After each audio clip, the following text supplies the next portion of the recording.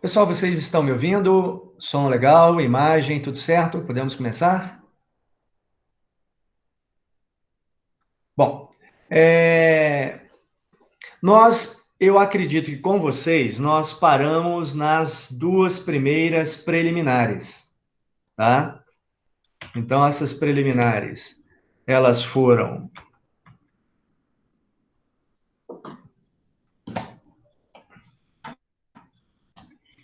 a inexistência ou nulidade de estação. Confere aí, pessoal. Eu acho que foi essa a nossa última preliminar, não é isso? Então, vamos aqui. Deixa eu só trocar aqui os nozes. Então, paramos aqui em inexistência e nulidade de citação, não é? Falamos dessas duas aqui. Eu dei esse exemplo com relação à incompetência relativa, um também com relação à incompetência absoluta, tá? E agora vamos para a incorreção do valor da causa. Pessoal, só lembrando aqui que hoje é o último dia para vocês enviarem para o meu e-mail as 5 peças. Não esqueçam de colocar o período, o turno, a matéria e o nome completo. E outra coisa, observem se todos os anexos foram enviados, tá?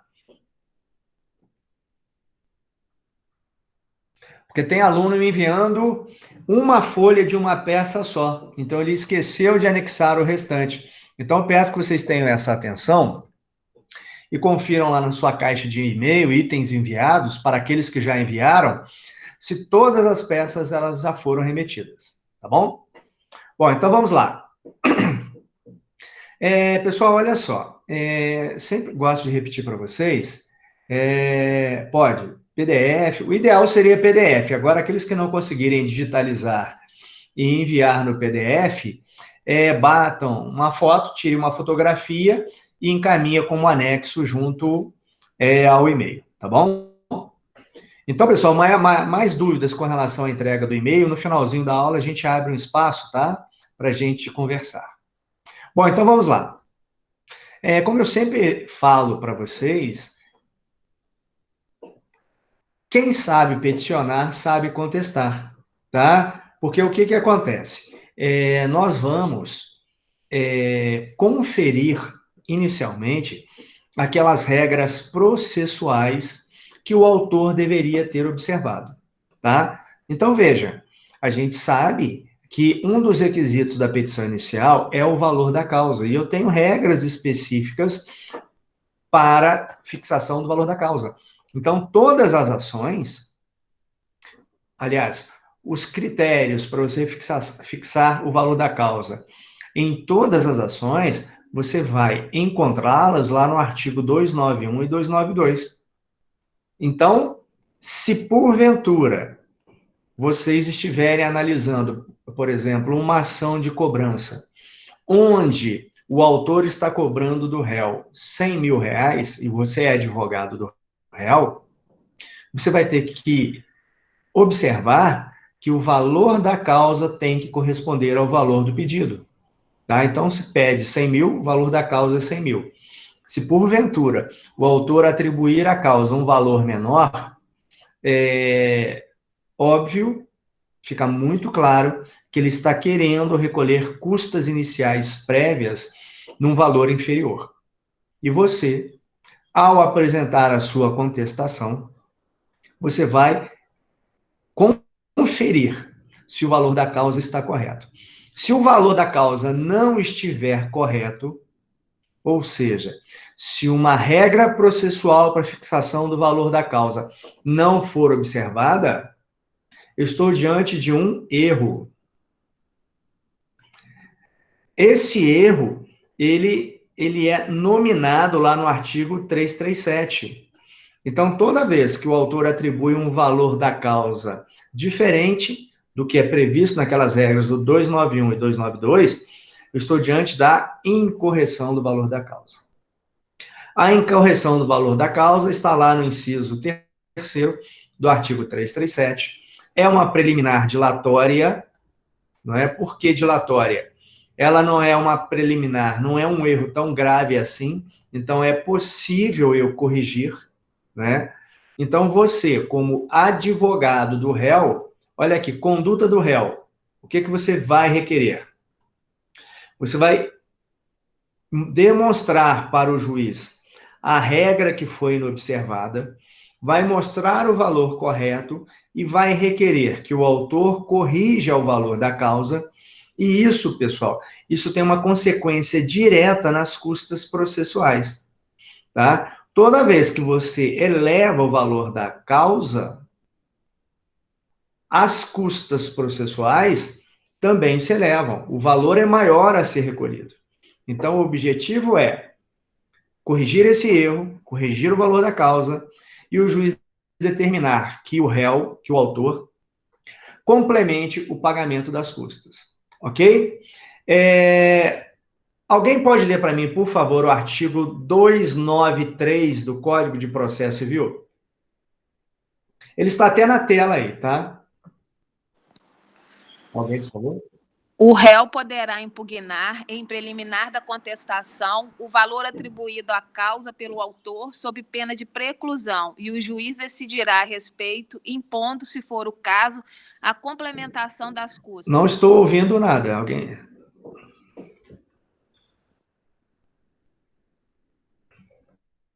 Alguém?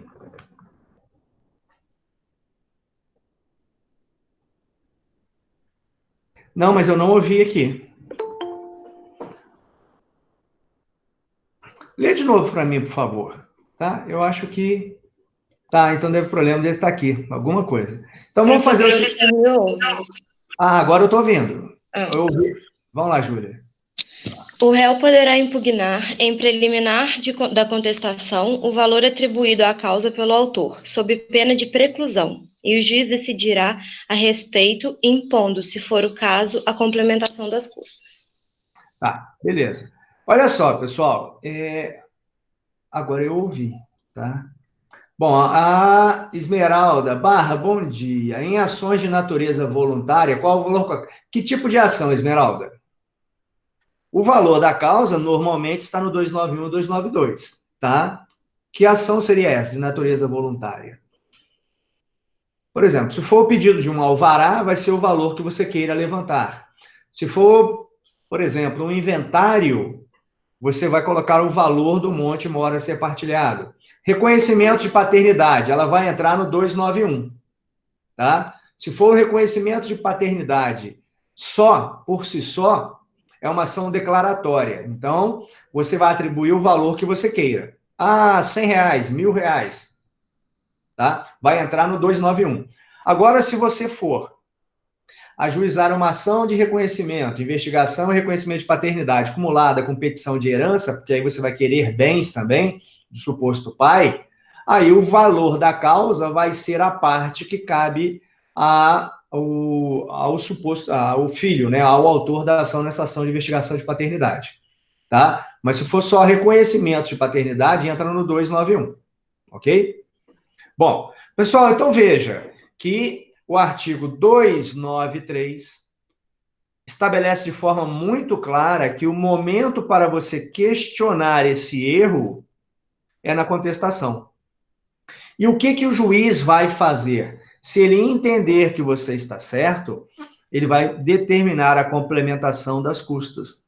Porque se o autor não fizer, não cumprir a determinação do juiz, o processo será extinto sem resolução de mérito.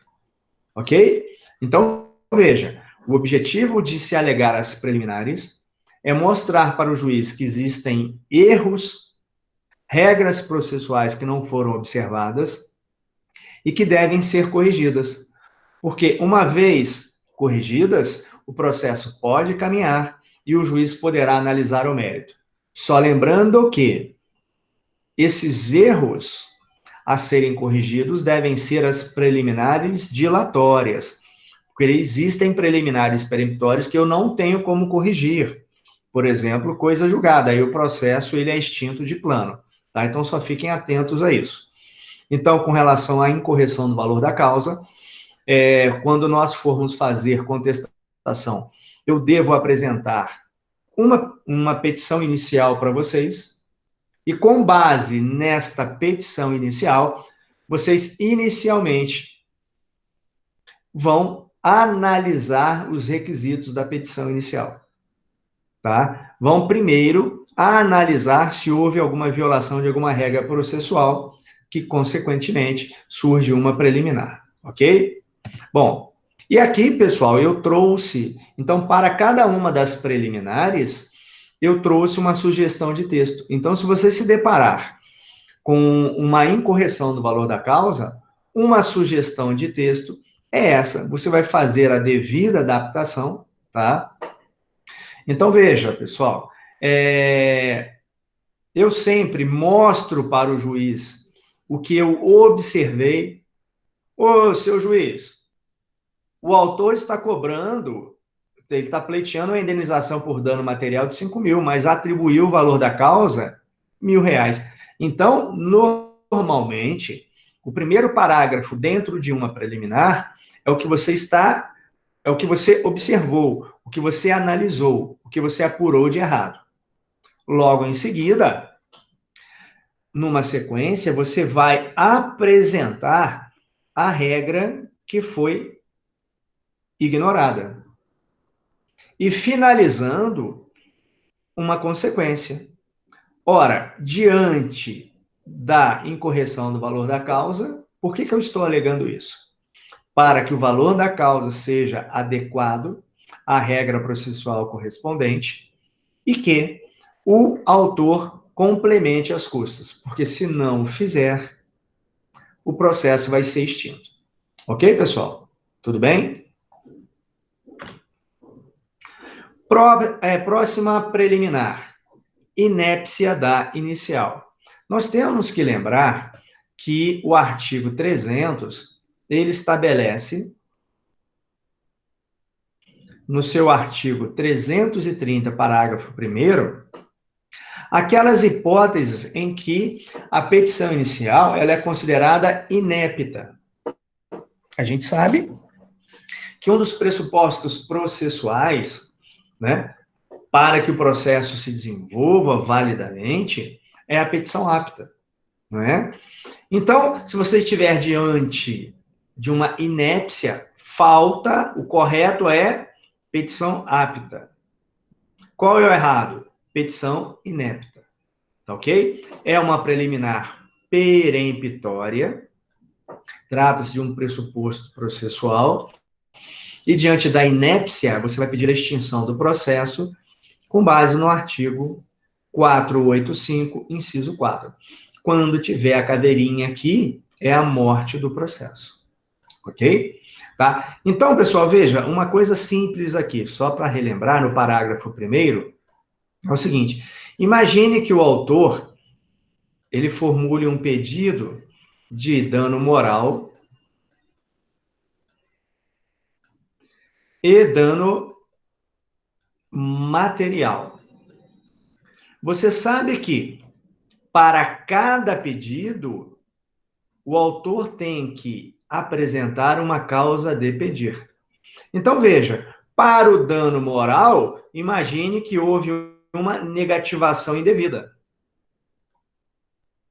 Então, você fez a sua petição inicial, lá na narrativa dos fatos, disse que o autor ele tem um cartão de crédito, ele fez uma compra em um determinado mês, no mês seguinte ele pagou integralmente aquela fatura, ou seja, voltando todo aquele crédito, né, se ele tinha R$ 5.000 de crédito, ele foi restituído na integralidade para ele poder comprar novamente. Ele foi fazer uma compra no comércio, no valor de R$ 500, ou seja, dentro do limite, né, e ele totalmente em dia, e foi negado. Vocês sabem que essa negativa em autorizar essa venda, estando tudo correto, gera dano moral. Então, esse constrangimento gera dano moral. E ele formula também o pedido de dano material, mas ele não exterioriza, ele não coloca na petição inicial a causa de pedir desse dano material. Ora, Se eu estou pleiteando dano material em qualquer, por exemplo, um acidente de trânsito, bateram no meu carro, eu apresentei orçamento, tá certo? Então, ou seja, eu estou exteriorizando a causa de pedir. Essa causa de pedir é o porquê que eu estou pedindo dano material.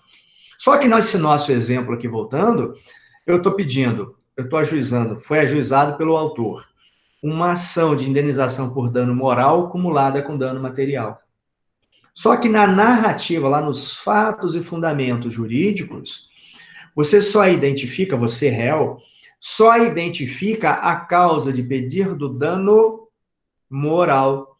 Então veja, pessoal, o inciso 1º do parágrafo 1º, ele considera inepto toda vez que faltar o pedido ou a causa de pedir. Então, aqui é o primeiro caso de inépcia. Então, como não houve a causa de pedir, eu estou diante da inépcia. Mas veja, pessoal, inépcia da inicial, se eu tivesse apenas um pedido. Se ele apenas tivesse ajuizado uma ação de indenização por dano material, mas não tivesse explicitado ou não tivesse colocado a causa de pedir. Toda vez que eu tiver 2 ou mais pedidos, e um deles não tiver a causa de pedir, ou não tiver o pedido, eu estou diante da inépcia do respectivo pedido. Então, aqui, como eu tenho 2 pedidos, eu não vou falar inépcia da petição inicial. Eu vou falar inépcia do pedido de dano material. Tá? A inépcia, ela acarreta a extinção do processo. Mas veja, como eu tenho a inépcia de apenas um pedido, o juiz vai extinguir apenas o pedido de dano material. E com relação ao dano moral, vai seguir normalmente. Ficou claro isso aí, pessoal? Quando eu tenho um pedido só, aí eu tenho a inépcia da inicial e mata todo o processo, tá? Mas, se eu tenho 2 ou mais pedidos, se porventura um deles faltar a causa de pedir ou pedido, eu vou pedir a inépcia desse pedido. Somente esse pedido estará prejudicado. Tá bom? Só lembrando que toda vez que faltar um pressuposto processual, eu vou pedir a extinção com base no inciso 4. Então, olha só. 485, inciso 4. Toda vez que faltar um pressuposto processual, eu sempre vou pedir a extinção com base no 485.4. Sempre. Tá? E vocês vão ver que no decorrer desse meu quadro aqui, toda vez que nessa coluninha que tiver pressuposto processual, a conduta do réu é pedir a extinção com base nele. Tá? Então, tranquilo com relação à petição inicial. Evidentemente que eu tenho outras situações de inépcia, né? É que elas estão no parágrafo 1º. A gente até analisou isso na apostila de petição inicial. E aqui eu trouxe para vocês essa questão, né? Que eu falei. Foram formulados 2 pedidos, e em um deles faltou a causa de pedir. Então, veja, pessoal, eu faço a narrativa dos fatos, indico os dispositivos legais que não foram observados, tá? E tem uma consequência, tá? Toda vez que eu alego uma preliminar, tem uma consequência. No nosso caso aqui, eu estou falando da inépcia do pedido de dano moral, falta da causa de pedir.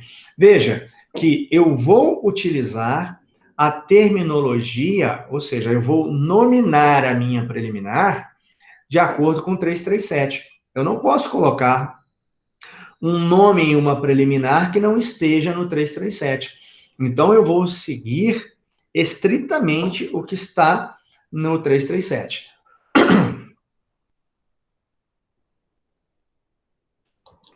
Então, qual que seria o meu fecho? Ô, Júlia, pode ler o 12 para mim? Eu vou pedir para você me ajudar, e os colegas me ajudarem, que minha garganta é um pouquinho ruim, tá? Eu, mesmo aqui na aula conectada, eu elevo o tom de voz, então, por favor, Júlia, o número 12. Desta forma, o presente processo deverá ser extinto sem resolução de mérito quanto ao pedido de dano moral nos termos do artigo 485, inciso 4 do CPC. Então, veja, pessoal, eu estou pedindo a extinção daquele pedido específico. Com relação aos demais, o processo vai correr normalmente, tá? Mas lembrando, nas preliminares, que é uma defesa processual, eu ataco aquele ato do autor que não observou uma regra. Então, nesse caso aqui, o pedido ele foi feito em contrariedade ao que estabelece uma regra processual. Para cada pedido, uma causa de pedir. Eu gostaria que, eu acredito que vocês estejam sempre com código, né, CPC ao lado. Eu vou relembrar o que é perempção, litispendência e coisa julgada. Antes de começar, eu queria relembrar com vocês o seguinte: os pressupostos processuais, eles positivos, eles devem estar presentes, tá? Por exemplo, como já falei aqui na parte, só para vocês terem um pressuposto processual que deve estar presente é a petição apta. Se a petição não for apta, tá? Estou diante de um erro. Então, veja, os pressupostos processuais, eles devem estar presentes, tá? Se não estiverem, surge uma preliminar. Agora eu vou para a perempção, para a litispendência e para a coisa julgada. A perempção, a litispendência e a coisa julgada, eles são pressupostos processuais negativos. Eles não podem estar presentes. Enquanto que os positivos, né, os pressupostos processuais positivos, têm que estar presentes, esses três aqui, se estiverem presentes, acaba o processo, tá? Então, veja, eu gostaria que vocês localizassem lá no índice remissivo o que vem a ser perempção, litispendência e coisa julgada. Que vocês citassem, quem achar pode ler, tá? Então, você vai no índice remissivo do Código de Processo Civil e vai ver lá perempção, litispendência, coisa julgada. E ele vai te remeter para um determinado dispositivo legal. Então, vamos aproveitar para utilizar o índice remissivo do CPC? Primeiro, perempção, pessoal. Quem achar, por favor, pode ler. Fala artigo tal do CPC e me fala o que é perempção. Evidentemente, né, que vocês já perceberam que isso aí são preliminares. As preliminares estão no 337. O 337, eu tenho alguns parágrafos e eles não estão lá à toa, né? Certamente vocês vão consultar os parágrafos do 337. Lá eu tenho as preliminares e pode ser que exista explicação sobre alguma delas nos parágrafos do 337. Quem achar, por favor, leia para mim. Eu achei o 485, que é perempção, pode ser? Por favor, pode ler. O artigo 485. O juiz não resolverá o mérito quando indeferido na petição inicial, o processo ficar parado durante mais de um ano, for negligenciado pelas partes. Isso perde o tempo, a perempção, né? Por não promover os atos e as diligências que lhes incumbir o autor abandonar a causa. Muito só. Qual que é o inciso? Para mim é o segundo. Lê de novo, só o segundo. O processo ficar parado durante mais de um ano por negligência das partes. Esse aí qual que é? O 485? Artigo 485, inciso 2º. Tá, vê se embaixo tem mais alguma coisa aí. O 486, o que fala o 486?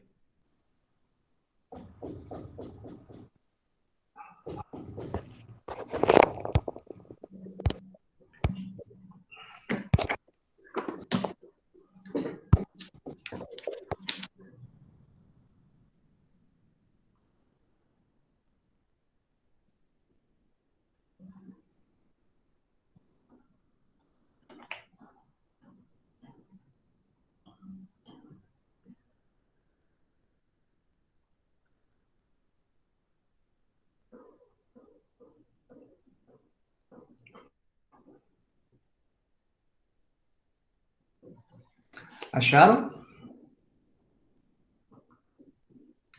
Pessoal, o 485, tá?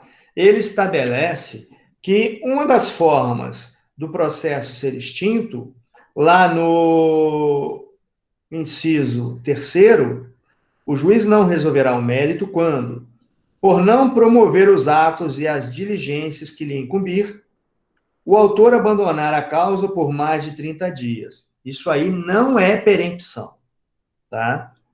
Dá uma olhadinha lá no 486, parágrafo 3º. Alguém pode ler para mim? 486, parágrafo 3º.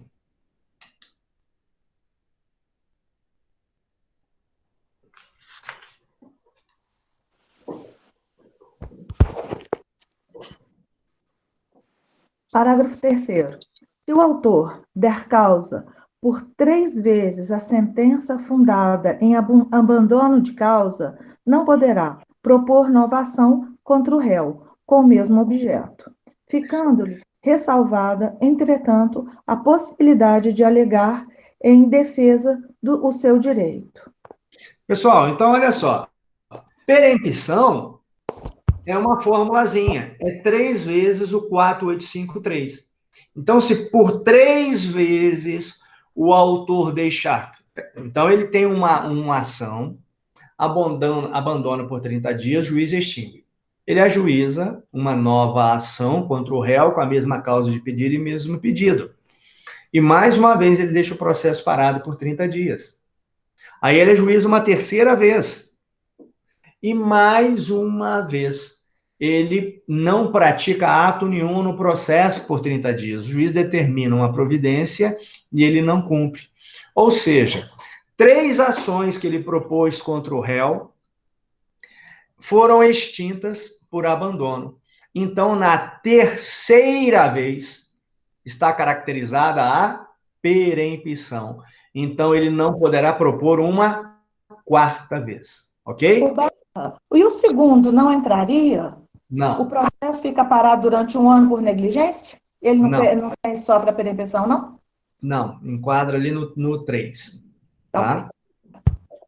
Então, pessoal, veja, nesse caso que eu tenho a perempção, tá? Então, 1, 2, 3, propôs a ação 3 vezes. 3 ações idênticas contra o réu. E nessas 3 ações, elas foram extintas porque o advogado, o autor, deixou o processo parado por mais de 30 dias. Bom, se ele propuser uma 4ª vez, aí sim, você, advogado do réu, vai alegar perempção.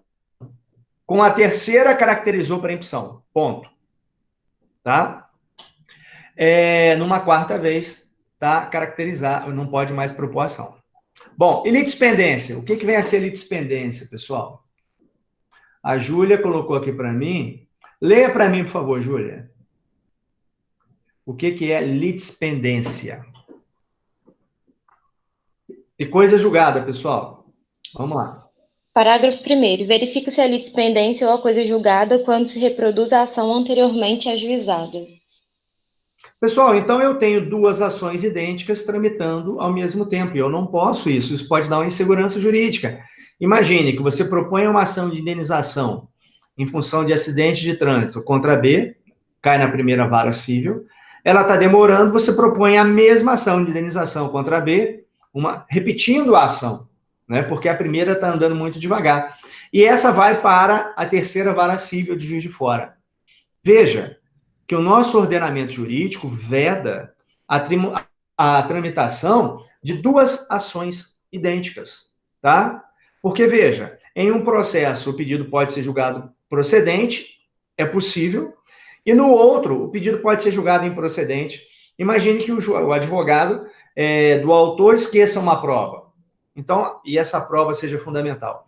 Então, veja, para evitar que 2 ações idênticas tramitem, você, advogado do réu, quando for contestar a 2ª ação, o que você vai falar? Seu juiz, já existe uma ação idêntica a essa tramitando na primeira vara civil. Mesmas partes, mesma causa de pedido e mesmo pedido. Isso não é possível. Então, essa segunda ação aqui, com a propositura dessa segunda ação, está caracterizada a litispendência. Então, juiz, faça a extinção dessa segunda ação. Então, isso é litispendência. E coisa julgada, pessoal? Alguém leia para mim o que é coisa julgada. A explicação dela, Júlia, não está no 502 e 503, não, tá? Está no próprio 337. Alguém pode ver para mim? Parágrafo 4º. A coisa é julgada quando se repete a ação que já foi decidida por decisão transitada em julgado. Beleza, então olha só, pessoal.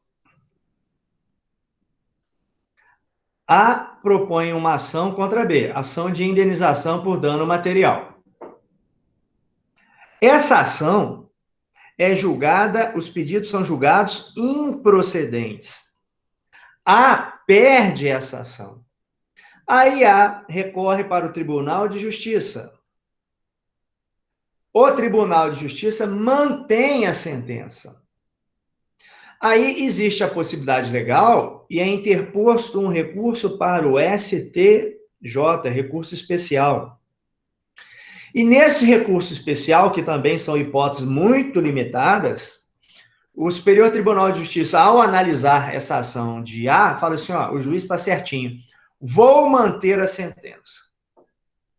Aí A vislumbra uma violação à Constituição. E depois aqui do STJ, ela interpõe um recurso para o STF. Chegando no STF, numa hipótese, né? O STF fala, olha, não houve violação de nenhum dispositivo legal, blá, blá, blá, nego provimento ao recurso. Então, veja, pessoal, que A esgotou todas as instâncias recursais e a sentença foi mantida. Quando não houver mais nenhum recurso, eu tenho o trânsito em julgado. Ocorreu a coisa julgada. E veja, toda vez que ocorre a coisa julgada, essa discussão, ela não pode ser reaberta numa outra ação.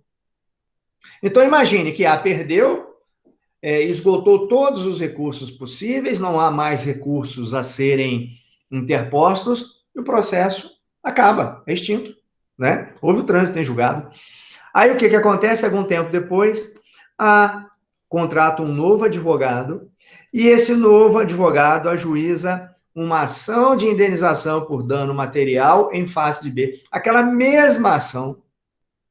O que é que B vai alegar em contestação nessa segunda ação? Seu juiz, o autor já propôs uma ação contra mim lá atrás. Ele já perdeu em todas as instâncias. A decisão lá, a sentença, transitou em julgado, né? Aliás, o acórdão transitou em julgado, né? Porque se não tiver... Então, aqui, veio para cá, apelação. Desse acórdão, houve um recurso especial. Houve um acórdão do recurso especial. Veio para o STJ. Houve um acórdão do recurso extraordinário. Tá? Então, veja, pessoal, nessas situações aqui, houve a coisa julgada. Tá? Então, B, em contestação, alega a coisa julgada. E indica esse processo. O que o juiz vai fazer? Diante da coisa julgada, preliminar, peremptória, essa segunda ação ela é extinta. Tá certo? Não cabe aqui, não, nesse caso aqui, não cabe ação rescisória, não, porque não está naquelas hipóteses previstas na legislação. Tá? Aqui não tem jeito. Tá bom? Então, não caberia ação rescisória, não, porque aqui eu estou simplesmente diante de uma ação que transitou em julgado, sem vício, sem equívoco algum. Eu não quero rescindir nenhum julgado, tá? Então, no caso aqui, não caberia ação rescisória. Pessoal, então entenderam aqui a coisa julgada? Beleza? Então vamos lá.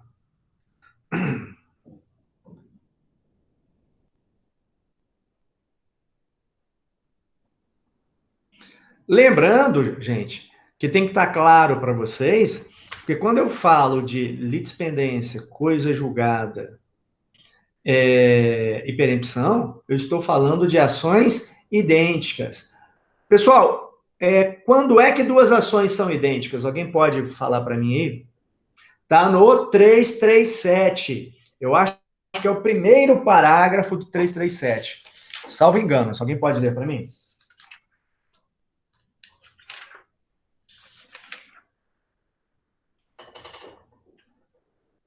É o parágrafo 2º. Uma ação é idêntica à outra quando possui as mesmas partes, a mesma causa de pedir e o mesmo pedido. Pessoal, olha só. Praticamente todas as respostas que eu estou falando com você, elas estão no 337, tá? Então, a explicação do que é ação idêntica, do que é litispendência, do que é coisa julgada, está no próprio 337. Então, veja que essa minha aula, inicialmente, ela vai fazer, o objetivo dela é que você conheça o código e saiba onde fazer as consultas, tá bom?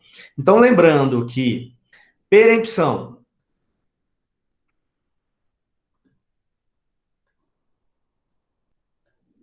litispendência e coisa julgada são pressupostos processuais negativos. Eles não podem estar presentes. Toda vez que você identificar a perempção, processo é extinto. Toda vez que você identificar a litispendência, processo é extinto. Toda vez que você identificar a coisa julgada, o processo é extinto. Ok? Lembrando do conceito de ações idênticas. Bom, então veja, eu trouxe aqui para vocês, tem a perempção, né? Perempção é 3 vezes o 485, inciso 3, está no inciso 5. É uma preliminar peremptória, tá? Você vai pedir a extinção com base no 4855. Então, alguém pode ler para mim o 4855, por favor? Está aqui embaixo, aqui, ó. Alguém pode ler? O caput primeiro, depois o inciso 5. O juiz não resolverá o mérito quando reconhecer a existência de perempção, litispendência ou coisa julgada. Então, veja, pessoal, toda vez que você estiver diante de perempção, litispendência ou coisa julgada, a consequência é uma só. Você vai pedir a extinção do processo com base no 485. Lembrando que na fase de conhecimento, né, no processo comum, né, ele só termina com base no 485, sem resolução de mérito, ou no 487, com resolução de mérito, ok? Bom, então aqui eu trago para vocês a explicação do que é perempção, já falamos, tá? Trouxe para vocês um exemplo de perempção. Depois eu venho para a litispendência, a mesma coisa, né? Veja, pessoal, que as preliminares, elas estão elencadas no 337, e eu tenho um inciso no 485 correspondente, que nem sempre é o mesmo, né? Aqui, por exemplo, a litispendência no 337, quais são as preliminares? Está no inciso 6º. No 485, que são as causas de extinção do processo, a litispendência está no 5. Então, nem sempre o número do inciso, né, o inciso é o mesmo, tá? Mas eu sempre vou ter uma preliminar no 337 e o inciso correspondente no 485, tá? Uma sugestão também na hipótese de litispendência. Coisa julgada da mesma forma, e eu trago para vocês aqui a transcrição dos dispositivos legais, né? Temos aqui litispendência, coisa julgada. O parágrafo primeiro, olha só, verifique se a litispendência ou coisa julgada, quando se reproduz a ação anteriormente ajuizada, ou seja, ações idênticas, né? Parágrafo 2º, que define o que é ação idêntica, o parágrafo 4º, o que é coisa julgada. Então, veja que está tudo muito à mão de vocês, está tudo muito próximo ali. É questão de vocês se familiarizarem com o código para ter uma fácil consulta. Coisa julgada está no inciso 7º, no 337. Você vai pedir a extinção com base no 485.5. Caveirinha aqui, pessoal, é preliminar peremptória, tá? O processo pode ser extinto com base numa preliminar dilatória? Pode. A preliminar dilatória, como eu já falei para vocês, sem muita técnica, só para que a gente possa entender, a preliminar dilatória é um erro suave, é possível de corrigir, de ser corrigido. Então, diante de uma preliminar dilatória, o juiz assinala um prazo para que o autor corrija aquela irregularidade, e se ele não fizer, tá certo? O processo pode ser extinto, sem problema nenhum. Bom, e aqui também, mais uma sugestão de texto de quando vocês se depararem com base nessa preliminar de coisa julgada, tá bom? Conexão, pessoal.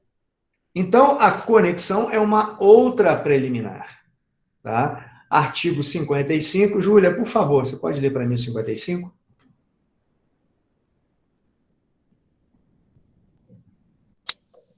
Reputam-se conexas duas ou mais ações quando lhes for comum o pedido ou a causa de pedir. Pessoal, veja.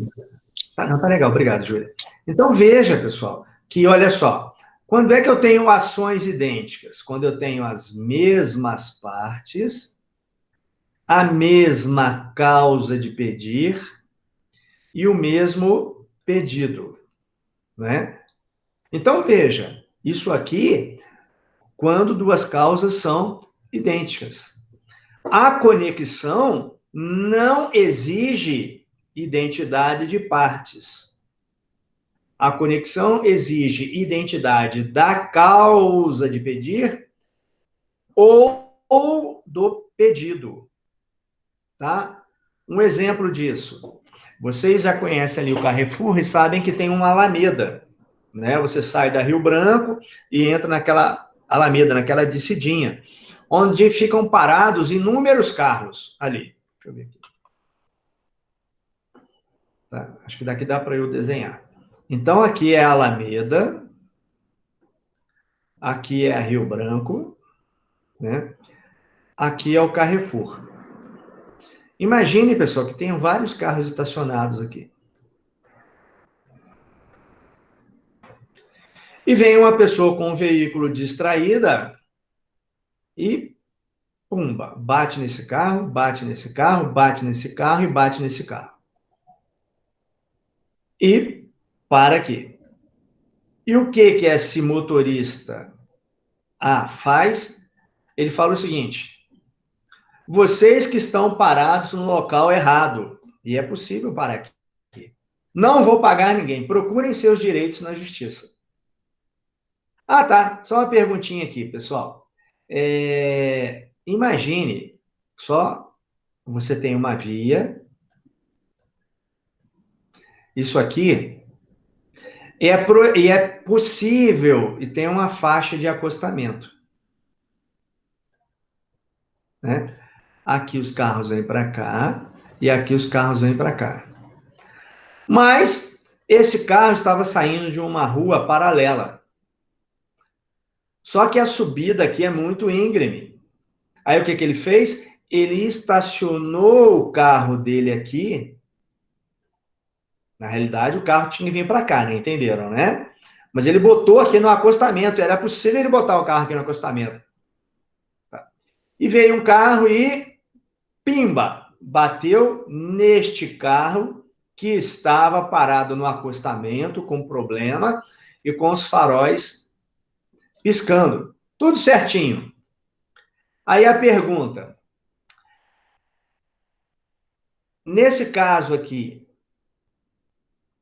que B, né, que esse cara que está deslocando para cá, bateu nesse outro carro que estava parado no acostamento, só que voltado para o lado contrário. Quem que está errado, hein, pessoal?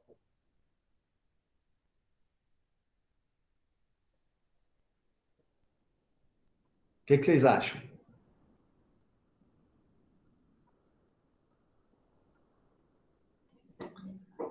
Povo, e aí? Povo, Pova, Terráqueos, Houston,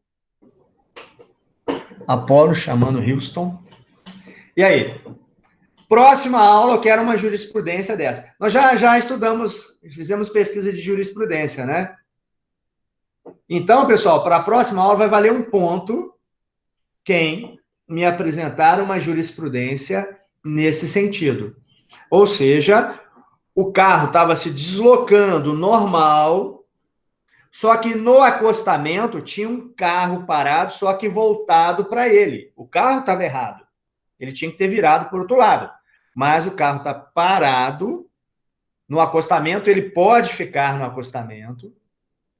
O pisca-alerta ligado, só que o carro desse carro que está parado, tinha que estar voltado para o outro lado.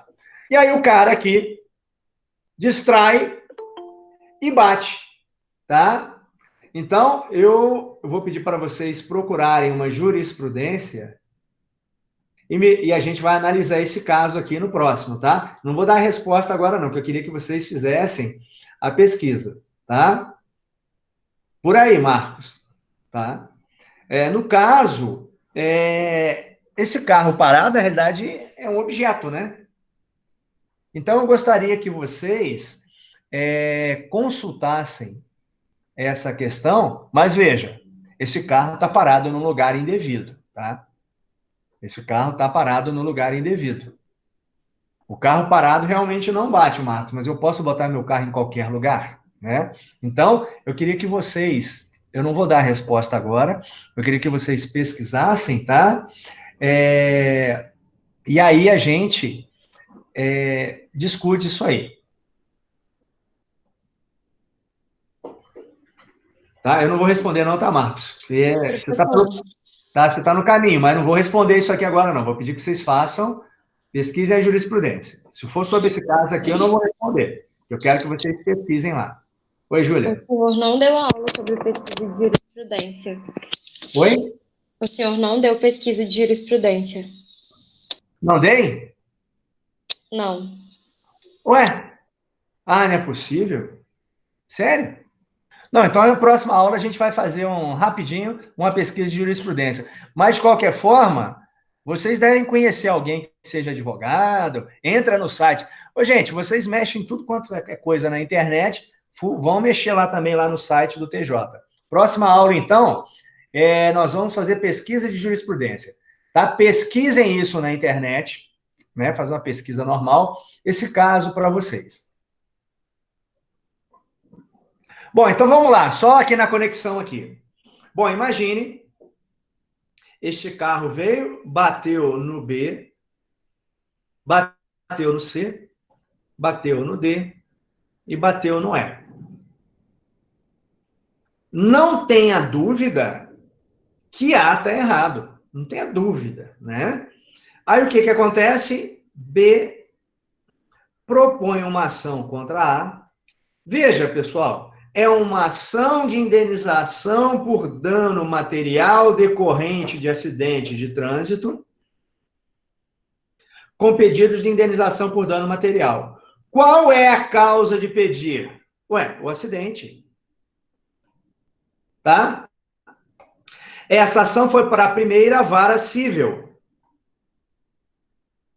Aí o C, algum tempo depois, como também não conseguiu resolver amigavelmente a situação, ajuiza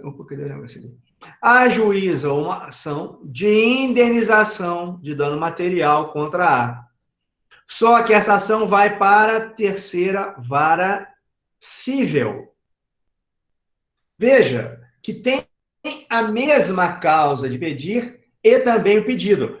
Seria suficiente a mesma causa de pedir ou pedido. Mas vejam que nesses dois exemplos aqui, tanto a causa de pedir quanto o pedido são idênticos. Pessoal, então não resta dúvida que eu estou diante da conexão. E em ambos os casos, A está errado. Aliás, em todos os casos. B, C, D, E. Foi o A o responsável pelos prejuízos. Mas veja, quando eu tenho duas ações que tramitam, e no caso, a causa de pedir ou o pedido, no caso aqui, e o pedido são iguais, eu estou diante da conexão. Então, essa ação aqui, essa segunda ação que foi distribuída depois, veja que o A, ao contestá-la, o que ele vai fazer? Seu juiz, nesse acidente aí, ou relativo a esse acidente, eu já estou respondendo uma ação na primeira vara civil, que tem a mesma causa de pedir. Portanto, caracterizada a conexão. Então, seu juiz, para que eu não tenha decisões conflitantes sobre um mesmo problema, eu requeiro que o senhor reconheça a conexão e remeta os autos que estão tramitando aqui na terceira vara civil para a primeira vara civil. Ou seja, o juiz da primeira vara civil vai conhecer, vai processar e julgar as duas ações relativas àquele acidente de trânsito que são movidas por pessoas diferentes contra o A. Tá, pessoal? Então, esse é o objetivo de você alegar essa preliminar de conexão. Não é? O artigo 55, tá certo? Estabelece isso. O parágrafo 1º fala: os processos de ações conexas serão reunidos para decisão conjunta. Eu tenho aqui uma ressalva. Salvo se um deles já houver sido sentenciado. Então, veja, se já houve sentença aqui na primeira vara civil, aí eu não posso mais pedir a conexão, tá bom? Mas isso aqui vocês já tiveram. Vocês tiveram um processo civil dessa matéria, foi com a Betânia? Foi, pessoal? Foi sim. Foi. Então... Gente, quando a gente falar de Betânia, Betânia é a nossa deusa. Betânia sabe tudo, né? Fico até com vergonha de falar de processo se vocês tiveram uma professora como a Betânia. Mas, tá bom? Então a gente só está relembrando, ok? Mas poderia... Não entendi, Esmeralda, me explica isso aí. Mas poderia colocar como forma de jurisprudência? Não entendi. Se no carro A já foi julgado e deu ok, deu um parecer favorável, no carro B, quando for julgado, ele pode usar desse julgado como forma de legitimar sua causa? Olha só, o que pode acontecer, isso não quer dizer, por exemplo, que o juiz esteja obrigado de uma outra vara a seguir. Ele vai instruir o processo. Óbvio que isso aí você pode utilizar. Eu utilizaria, tá certo? Isso vai trazer, assim, um reforço muito grande para a sua ação, tá? Então, o que eu faria? Eu pegaria a sentença do primeiro caso, onde o A foi condenado, onde foi imputado a ele a responsabilidade, tá? Agora, são situações que podem... Porque é muito dinâmico, né, Esmeralda? Você imagine aqui uma situação que o C também, né? No momento, uma situação hipotética. No momento do acidente, o C estava alcoolizado e aqui estava a entrada da garagem dele e ele acelera e o carro bate nele aqui. Então, assim, são coisas muito dinâmicas, tá? Essa questão de prova emprestada só quando a gente tem as mesmas partes, tá? Mas veja... o caminho, o raciocínio está legal. eu vou me utilizar de uma situação que já aconteceu e eu posso me valer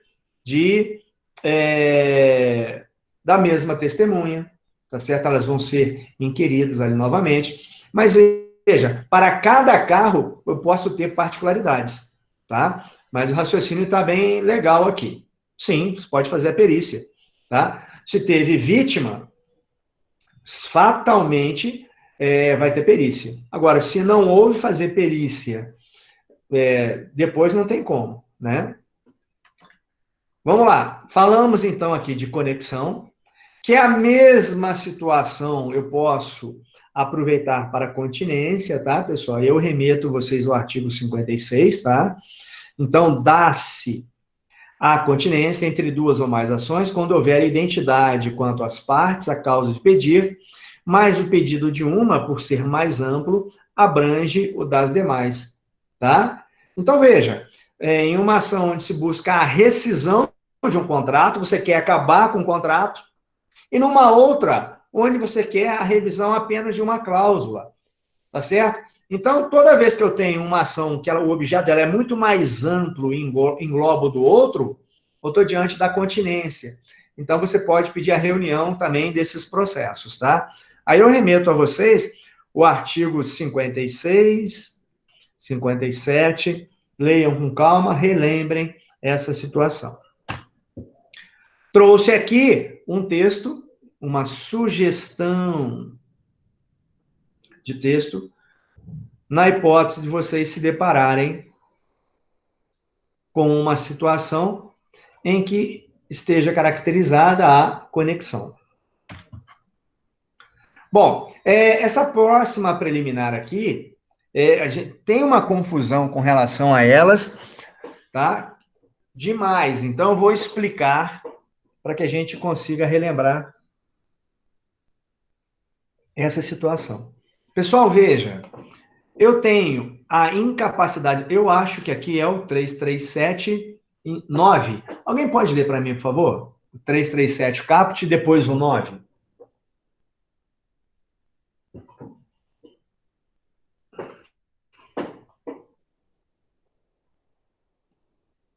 Alguém? Caput 337, depois inciso 9. Incumbe ao réu, antes de discutir o mérito, alegar. 9. Incapacidade da parte, defeito de representação ou falta de autorização. Pessoal, obrigado, Júlio. Aqui eu tenho 3 preliminares. 3 coisas completamente distintas, tá? Então, quando é que eu estarei diante da incapacidade da parte? Quando é que surge a preliminar incapacidade da parte? Quando eu tiver o autor, quando o autor for incapaz. Tá? Quando o autor for incapaz. Imagine numa ação de alimentos, onde o autor tenha 1 ano de idade. Ele é absolutamente incapaz. Então, na petição inicial, na procuração, vai estar lá, Joãozinho da Silva, menor, absolutamente incapaz, representado. Ou, se o autor for relativamente incapaz, vai estar lá, Joãozinho da Silva, relativamente incapaz, assistido por sua genitora. Então, veja, se você for advogado, advogada do réu em uma ação de alimentos, nesse caso, você vai analisar o seguinte, vem cá, o Joãozinho, ele é absolutamente incapaz. Ele está representado por sua mãe? Ou o advogado que elaborou a ação botou lá, Joãozinho absolutamente incapaz e não botou mais nada, por seu advogado? Ou Joãozinho da Silva relativamente incapaz e não colocou que ele está assistido por sua representante legal, por sua genitora. Então, veja, pessoal, surge essa preliminar sempre que o autor for incapaz e não estiver representado ou assistido, dependendo da situação. Eu só tenho incapacidade da parte diante de parte incapaz E aí, não foi observada a regra da representação ou da assistência. Ok? Essa é a incapacidade da parte. Olha lá. Absolutamente incapaz é representado. Relativamente incapaz é assistido. Fizemos uma brincadeirinha com as letras iniciais, né? Então, absolutamente incapaz é representado. Relativamente incapaz é assistido. Ok? Só colocar aqui. Defeito de representação. Pessoal, vem cá. Quem representa a parte? Advogado. Qual é o documento que habilita o advogado a representar a parte? Procuração. Né? Procuração, que é o instrumento de mandato. Tá? Mandato, não mandado com D, é com T, mandato. Bom, pessoal, quando é que eu estarei diante de um defeito de representação? Ora, se o documento que habilita o advogado a postular em juízo, a representar a parte, é a procuração, se faltar a procuração, eu estou diante de um defeito de representação. Você vai pedir a correção. Juiz, o autor não juntou a procuração. O intime para apresentar a procuração. Por algum motivo qualquer, ele esqueceu. Tá? Lembrando que, pessoal, a procuração é documento obrigatório, tá? Tem aquelas situações específicas nas quais você pode iniciar um processo sem a procuração, mas você justifica para o juiz.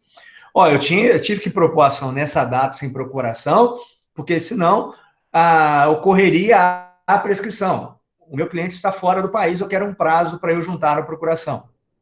Tá? Então, só lembrando esse aspecto. Bom, vocês sabem, pessoal, que uma procuração, eu tenho o outorgante, que é o cliente, eu tenho o outorgado, que é o advogado, e eu tenho os poderes dessa procuração. Ora, quando eu outorgo uma procuração, eu vou conferir ao advogado poderes para a prática dos atos processuais em geral, peticionar, contestar, recorrer, participar de audiência. Vou conferir poderes também para ele celebrar acordos, para ele receber da quitação, não é? Mas veja, primeiro caso, sem procuração, defeito de representação. Agora, imagine que uma procuração foi outorgada por uma pessoa jurídica, mas quem outorgou a procuração não é aquela pessoa que consta nos atos constitutivos, por exemplo, como sócio administrador. Imagine que essa pessoa que representa essa pessoa jurídica esteja viajando. Aí um gerente, que não tem poderes para tanto, contrata um advogado para defender a empresa. Então, veja, o outorgante não poderia conferir uma procuração ao advogado para defender a pessoa jurídica. Estou diante de defeito de representação. Outro exemplo. Imagine que quem conferiu a procuração tinha poderes para tanto, certinho. Mas conferiu a procuração para um estagiário. Vem cá, estagiário não pode praticar atos processuais sozinhos. Não pode peticionar, não pode contestar. Ele não tem autonomia. Quando muito, ele pode assinar a procuração junto como advogado, mas sozinho nunca. Defeito de representação. Ou então, pessoal, algum problema com relação aos poderes. Imagine que o advogado, naquele copia e cola, ao invés de fazer uma procuração para uma ação de indenização, ele faz uma procuração para uma reclamação trabalhista. E o advogado pega aquela procuração para uma reclamação trabalhista e ajuiza na área civil uma ação de indenização. Você, advogado do réu, ô seu juiz, tem alguma coisa errada aqui. Olha só, essa procuração ela é específica para uma reclamação trabalhista, numa outra justiça, na Justiça do Trabalho, aqui está errada. Então, veja, pessoal, eu elenquei para vocês 4 situações de defeito de representação. Falta de procuração e poderes lá no outorgante, outorgado e poderes. Então, veja que aqui eu estou diante de um defeito de representação. Ok? Lembre-se de procuração. E, por fim, falta de autorização. Tá? Um exemplo disso é o artigo 73 do CPC. Ô, Júlia, você pode ler para mim, por favor, o artigo 73?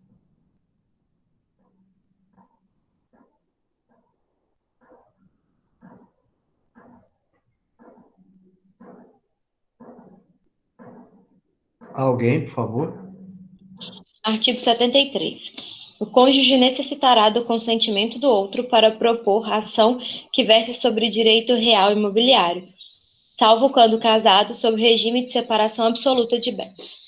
Pessoal, a gente já estudou, né? E eu já falei para vocês que os direitos reais imobiliários, eles estão previstos no artigo 1225 do Código Civil. Qualquer uma daquelas hipóteses previstas no artigo 1225 que envolva bem imóvel, marido e mulher devem estar juntos no polo ativo, ou quando a mulher não quiser, ou quando o marido não quiser. Aquele que não quis participar da ação tem que dar uma autorização, que é a coisa mais simples do mundo. Né? Por exemplo, declaro para os devidos fins que não tenho interesse na ação X proposta pela minha esposa, tá? E assino, pronto. Então, essa seria a autorização. Então, toda vez que eu tenho uma ação que envolva direito real imobiliário, tá? O cônjuge que não figurar no polo ativo tem que dar essa autorização, e isso aí é uma forma muito simples de ser resolvida, tá bom?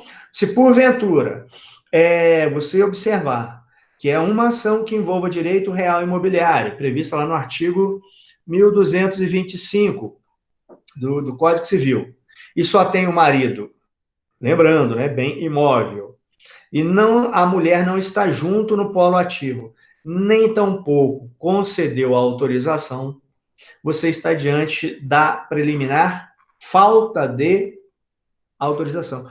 Então, vejam, pessoal, que essas preliminares, elas ficam muito evidentes, né? Imagina, você erra o valor da causa, como é que chama a preliminar? Incorreção do valor da causa.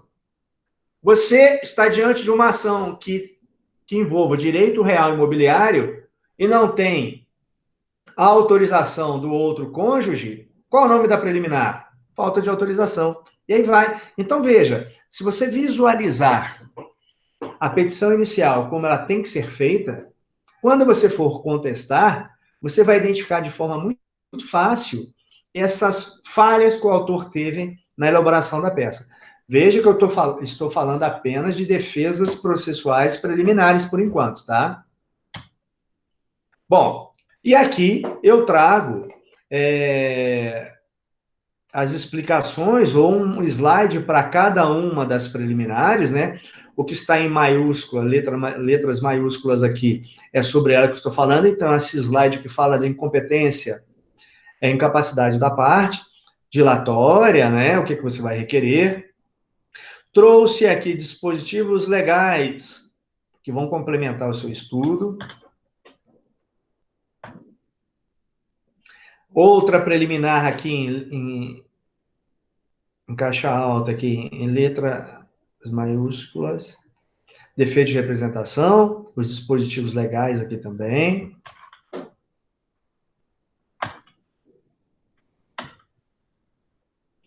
Trouxe aqui para vocês um texto, se você porventura estiver diante de um defeito de representação por falta de procuração, tá?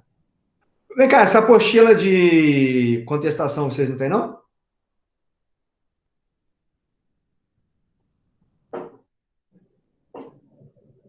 Sim.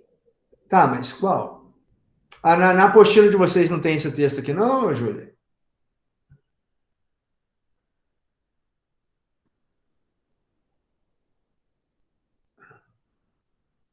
Ô, gente, olha só, vamos só depois dar uma olhadinha aí, porque eu tenho vários tipos de apostila. Umas, eu tenho essa parte detalhada, tá? Então, assim, a maior parte de vocês aí tem essa, com esse detalhamento aqui? Lilian, tem? Beleza, Esmeralda, tá? Porque, veja, se for uma que é curso de férias que eu dei, não tem isso, tá? Aqui eu encaminhei, eu acho que a Amanda tá aí. Amanda, oi Amanda, Amanda Câmbio, isso. Aqui eu encaminhei para Amanda, eu acho que está completa, tá certo? Aí depois dá só uma olhadinha aí, tá bom, Júlia? Tá joia, tranquilo, sem problema. Tá bom. Tá bom? Então vamos lá, pessoal. Defeito de representação, né? Temos um texto aqui.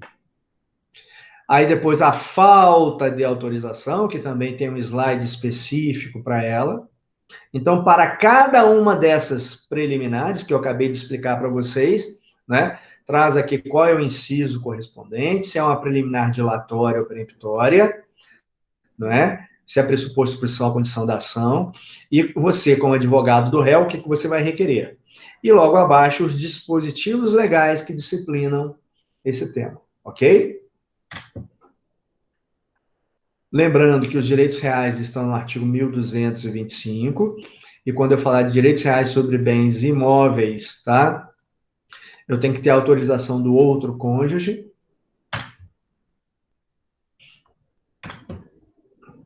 Convenção de arbitragem, pessoal, que é uma outra preliminar, tá? Que é um outro erro, tá? Por favor, alguém pode ler para mim o parágrafo 5º do artigo 337?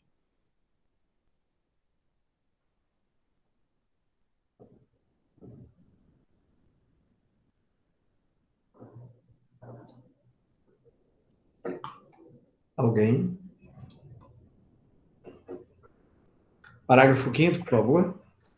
Tá escutando, Barra? Agora estou, por favor, pode falar. Excetuados a convenção de arbitragem e a incompetência relativa, o juiz conhecerá de ofício das matérias enumeradas neste artigo.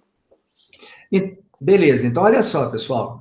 As preliminares, o juiz tem a obrigação de conhecer delas, independentemente de provocação. Eu tenho aqui apenas duas exceções, que são justamente a incompetência relativa. Então, veja, se uma ação deveria ter sido proposta em Belo Horizonte, mas o autor propõe em Juiz de Fora, o juiz, ao analisar aquela situação, e fala, puxa vida, né? Eu tenho uma regra clara que fala o seguinte, essa ação deveria ter sido proposta no domicílio do réu, que é lá em Belo Horizonte, mas o cara propôs aqui. Aí, pessoal, mesmo o juiz observando essa violação de uma regra de competência territorial, tá? Ele tem que ficar quieto. Quem tem que se manifestar é o réu, que é a pessoa prejudicada. Então, o réu, em preliminar, vai alegar a incompetência relativa e, óbvio, o juiz, concordando, acolhendo essa incompetência relativa, ele vai remeter os autos para a comarca de Belo Horizonte.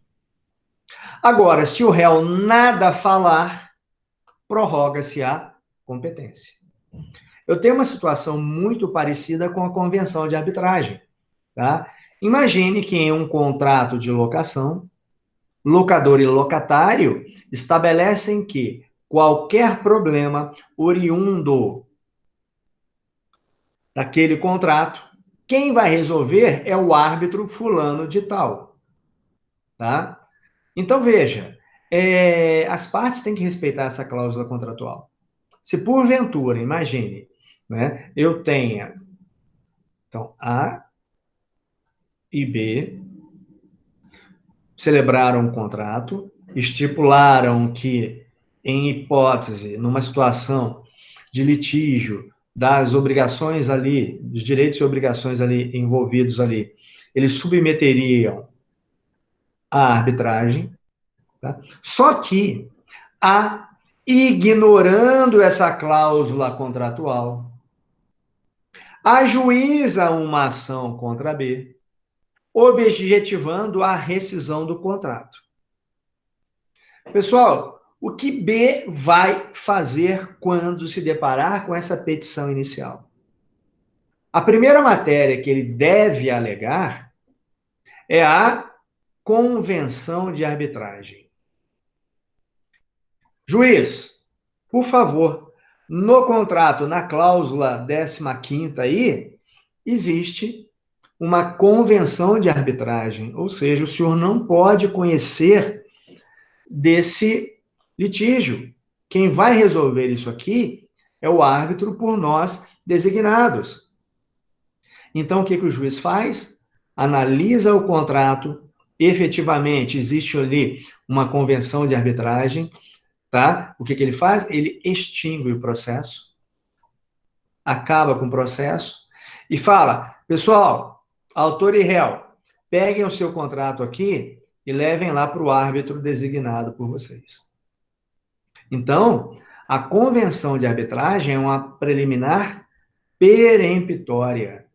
Se o juiz conhecer dela, ele vai extinguir o processo com base no 485, inciso 7. Veja que a convenção de arbitragem está no inciso 337 e 10, e lá no 485 está no 7. Alguém pode ler para mim, por favor, aí? 485, 7.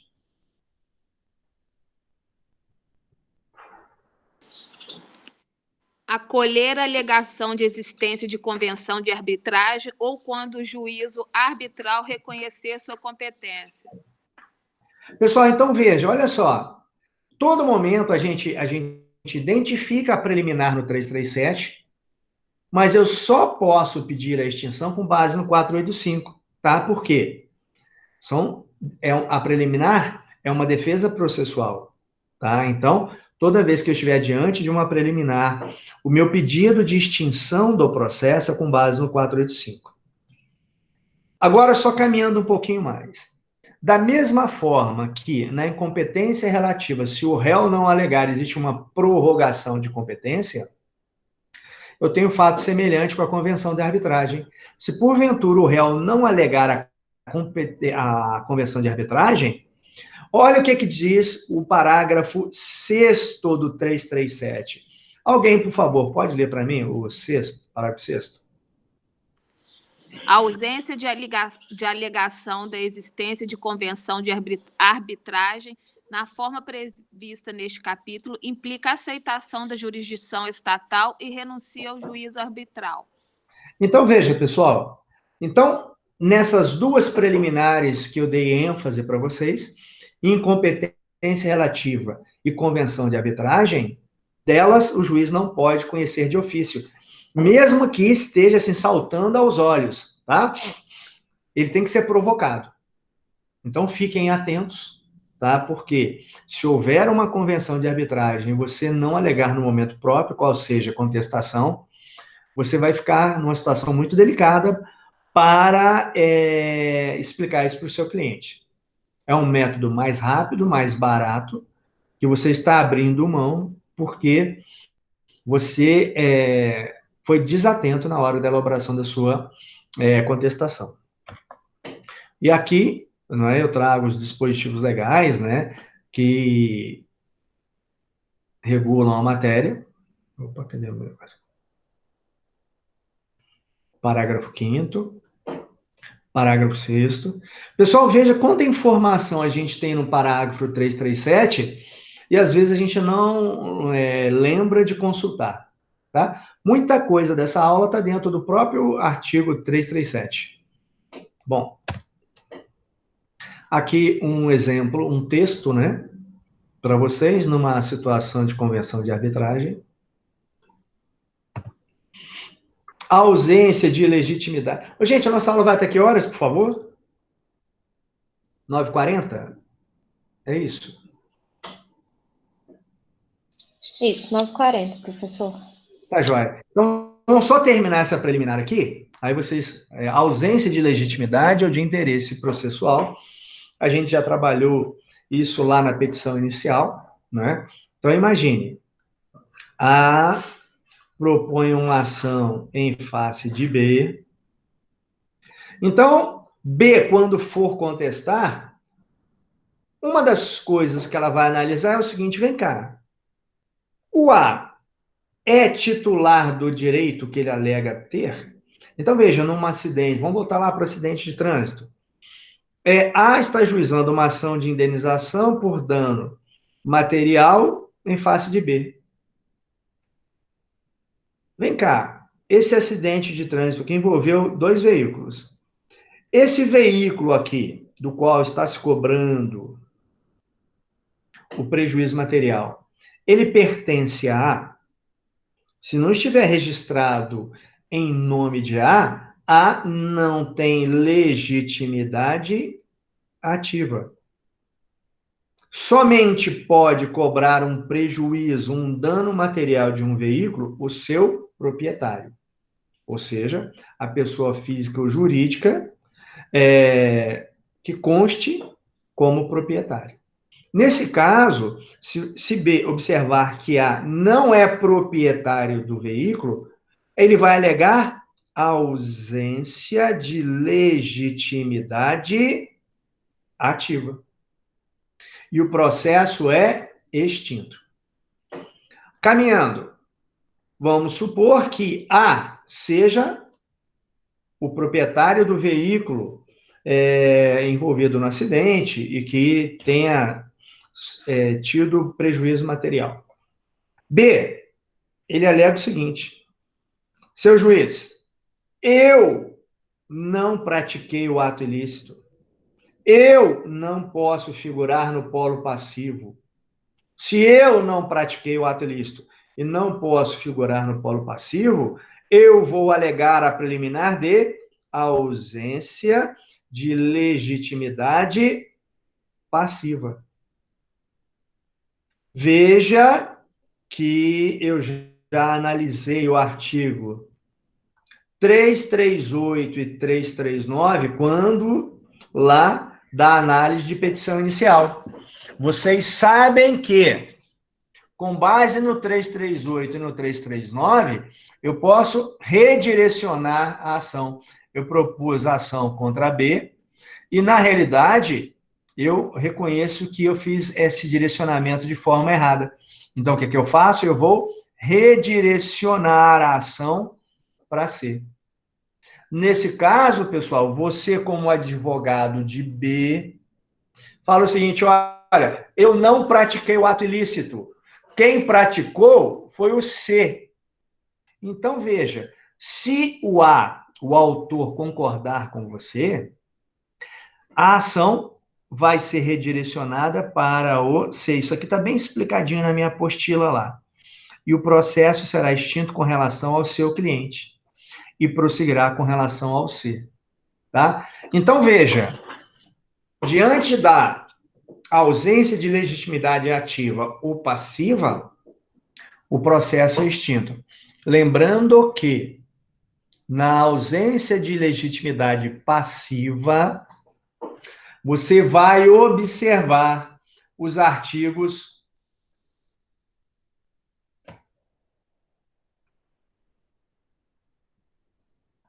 Opa, tá acabando a bateria aqui. A pilha aqui. Você vai observar os artigos 338 e 339. Beleza? Vamos falar agora da outra preliminar. Ô, Barro, eu posso fazer uma pergunta? Sim, pode. Olha só, se eu estiver dirigindo um carro emprestado e alguém me bater, eu não posso pedir o arrumar o do carro, dano material. Mas se me causar algum dano físico, aí eu tenho legitimidade nessa ação, não teria? Então, veja, você está dirigindo o veículo, né, que não é seu, Uhum. e alguém vem e bate nesse veículo que você está conduzindo. causou dano material no veículo, você não tem legitimidade, mas você se machucou, foi hospitalizada, teve gastos com medicamento, internação, fisioterapia, tá certo? Inclusive, aquela dor e aquele sofrimento gera dano moral. Então, com base no acidente de trânsito, você pode pleitear dano material, ou seja, as despesas que você teve e mais o dano moral. Mas você não pode cobrar os danos do veículo. Ok, Esmeralda? Tá bom? Joia. Bom, pessoal, interesse processual. Só para fechar aqui, então, eu tenho aqui o interesse processual. Deixa eu só apagar aqui, ficou...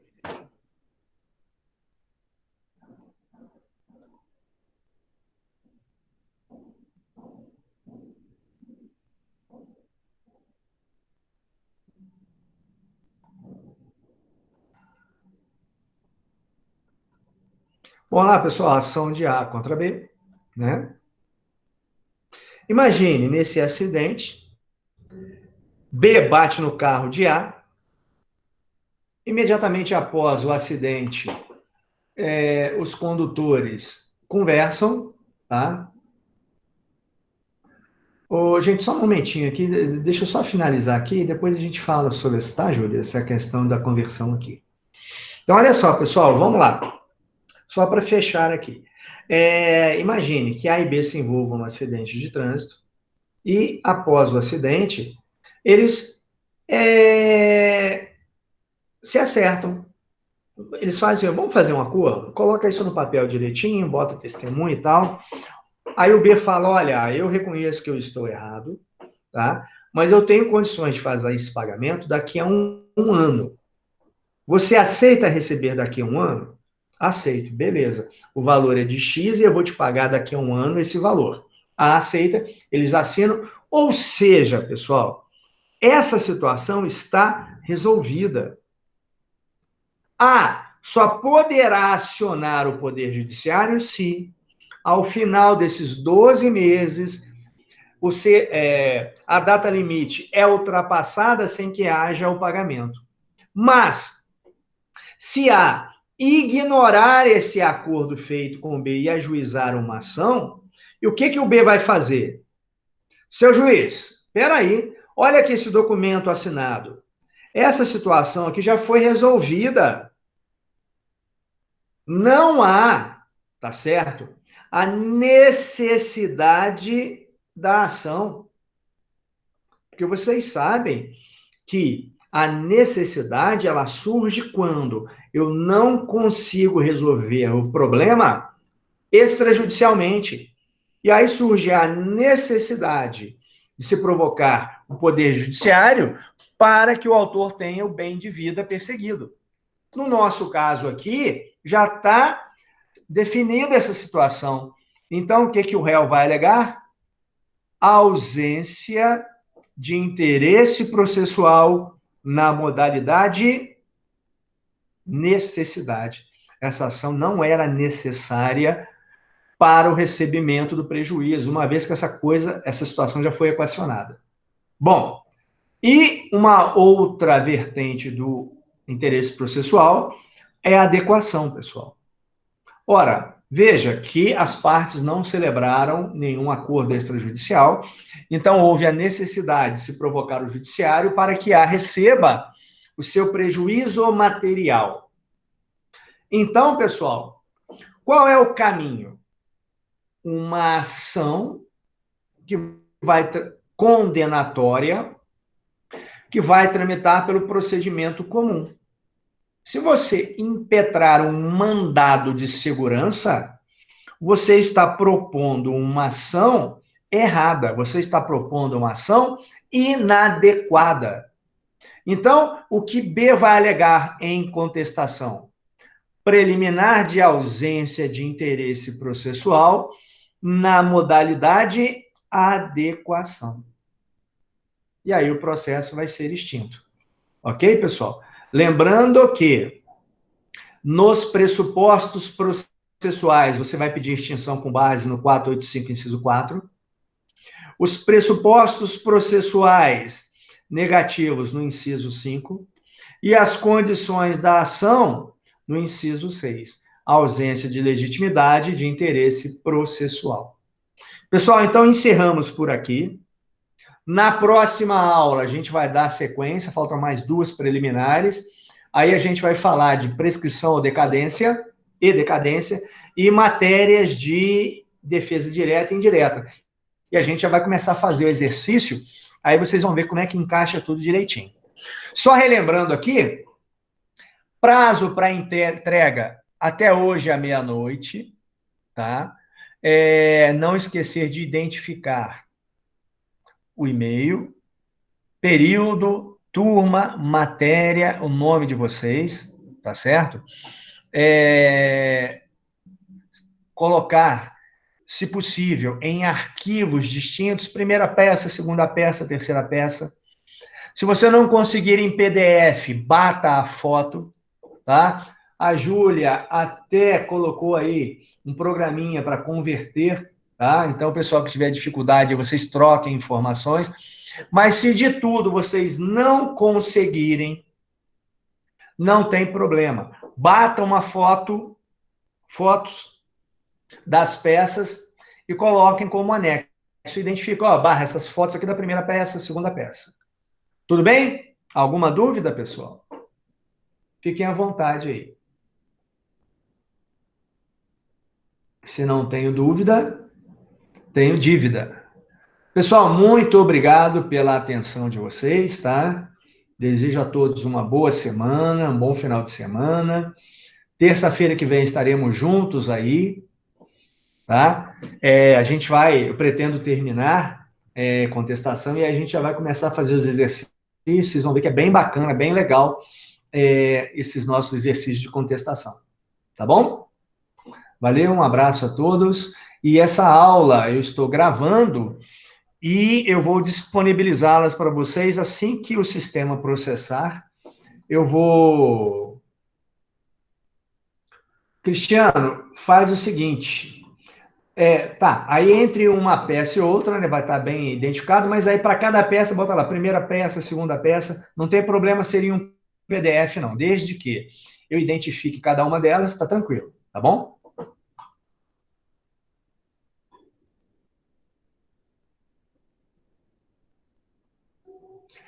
Isso.